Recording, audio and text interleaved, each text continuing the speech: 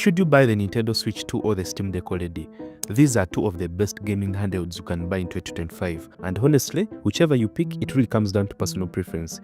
In this video, I'll be breaking down the things that I love from each device and the things that I hate. At the end of this video, I'll have to choose the overall best handheld in 2025.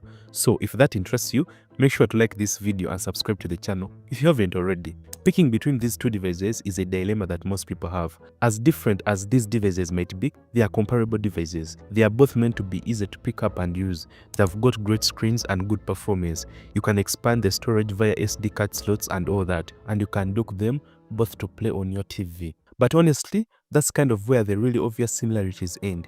You might ask yourself, should I get the one that plays most of my Steam library, or should I get the cool new thing that plays in a different library? Do I want something with lots of versatility where I'm able to play any PC game, or do I want something that works right out of the box, requires no tinkering, has optimization, but is limited to Nintendo's own library and compatibility? It's honestly a pretty difficult choice. But that brings up a good point. Is there really no overlap, or are there gamers that may actually like both approaches? Because I think a lot of Switch owners might actually enjoy the Steam Deck too, just for the sheer variety it offers. Let's talk about the value, especially games and the whole ecosystem around them. With the Steam Deck, you get access to all, well, basically the entire Steam library, which is just vastly bigger than the Nintendo Store. And it's not just Steam either, that's the thing. You can install other launchers, you can run emulators for other consoles, you can get mods through Steam Workshop, which opens up a huge world of other games. Games like Spider-Man 2, God of War and Last of Us can be playable on the Steam Deck, which you are never going to see on the Switch. Plus, you can stream games from your own PC if you have one, or use cloud services like Xbox Game Pass, and the Steam library just keeps expanding. While on Switch 2, you're mostly using Nintendo's online store. Yes, you do get new games, but it's not close to what the Steam Deck has.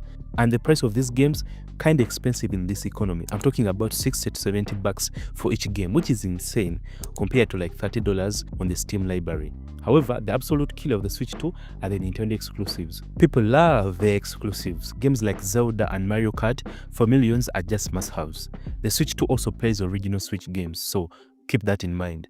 Those exclusives are massive, but if you look at the ongoing cost of actually buying games, the Steam Deck OLED, even though it costs a bit more upfront, often works out as the better value over time, just because the games themselves are much cheaper and go on sale all the time. It's just a different kind of investment, really. Nintendo put a pretty steep price on the Switch 2, but it's actually not that far from the Steam Deck. The Switch 2 costs $500 for just the console, and the Steam Deck, on the other hand, is around $650 for the 1TB version.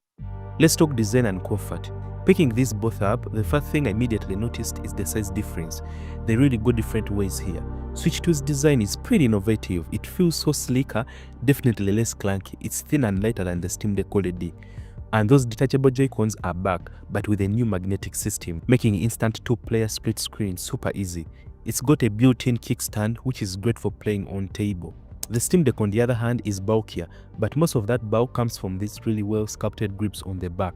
And honestly, they make it so much more comfortable to hold for like an hour or two. It just fits in your hands better. Plus, it has two trackpads, which are great for mouse-like control in some PC games, and 4 extra buttons on the back, which you can map to anything.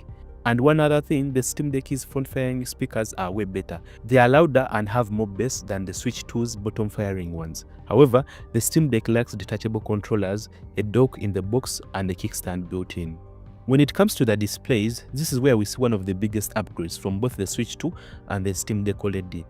The Switch 2 now has a bigger screen of 7.9 inches with a 1080p resolution, which is nice and sharp, and it's got a 120Hz refresh rate with a variable refresh rate. This stops screen tearing and makes motion look clearer. It's pretty bright too, around 415 nits, and visually games like Hogwarts Legacy look way sharper, closer to the PS5 version thanks to DLSS. The Steam Deck, on the other hand, has an OLED panel with a refresh rate of 9Hz, not 120, but it's OLED. It's bright with 500 nits, which gets much punchier. You get those perfect inky blacks and better viewing angles. So, for a lot of people, myself included, that vibrant OLED screen, even at 800p, is just preferable because the visuals pop with smoother gameplay potential. When it comes to the performance, the Steam Deck OLED outperforms the Switch 2 at higher power limits of 24 watts, delivering around 24% higher refresh rates in games like Cyberpunk 2077. However, when constrained to the Switch 2's average power draw of 8.6 watts, the Switch 2 achieves up to 2.5 times higher FPS, demonstrating superior power efficiency. At full power, the Steam Deck OLED averages 52 FPS in Cyberpunk 2077 versus 33 FPS on the Switch 2.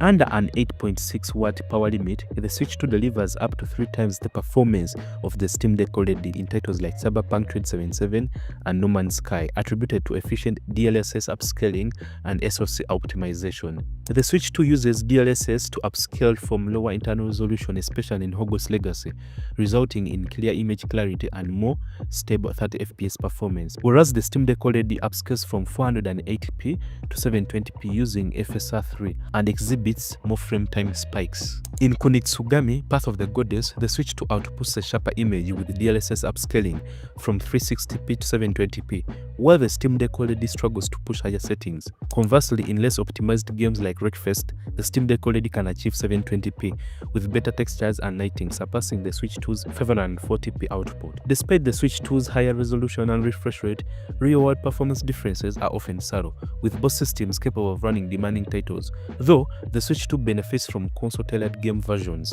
Standby power efficiency favors the Switch 2, consuming only 8.1 watts over 12 hours compared to the Steam Deck OLED's 4 watts, highlighting the efficiency advantage of its ARM-based architecture. Then there is Yakuza 0, a game both systems handle fairly well. On the Switch 2 in handheld mode, it runs about 860p, slightly below the native 1080p resolution. On the Steam Deck, you can hit a native 720p at max settings, which brings its pros and cons compared to the Switch's higher but unevenly scaled resolution. Both maintain a solid 60 FPS. On the Steam Deck, you can push the refresh rate higher, though that may cause occasional frame drops. DLSS is clearly a strength for the Switch 2, helping it keep pace with the Steam Deck, which still has a slightly overall performance edge. So if you want that consistent, maybe more cinematic look, even if it's looked at 30 frames in some games, Switch 2 sounds great. But for anyone used to PC gaming, that lack of control could be a bit of a sticking point. And the best part is you can tweak the graphics however you like, choosing the perfect balance between frame rate and visual quality. For example, the default Steam Deck preset for Cyberpunk 2077 gives you about 45 frames per second at 800p, using FSR upscaling to keep the image sharp. When it comes to battery life, the Switch 2's battery life lasts around 2 to 6 hours depending on what games you play. On the other hand, the Steam Deck OLED can last between 2 to 8 hours. Battery life is really tricky to compare because it can vary so much, but on average, the Steam Deck will have you reaching for the charging cables a little less often. Both the Switch 2 and the Steam Deck OLED are fantastic handhelds, genuinely great devices, but they excel in different ways. The Steam Deck gives you that incredible library depth, the flexibility, and often better long-term value because games are cheaper and the system is more open. While the Switch 2 delivers that super polished, streamlined, family-friendly experience, plus those killer Nintendo exclusives and really powerful TV play, but I personally find the Steam Deck to be the best handheld you can buy in 2025. It delivers on almost everything I look for in a handheld with far fewer limitations. But let me know what you guys think in the comments below. Catch you in the next video.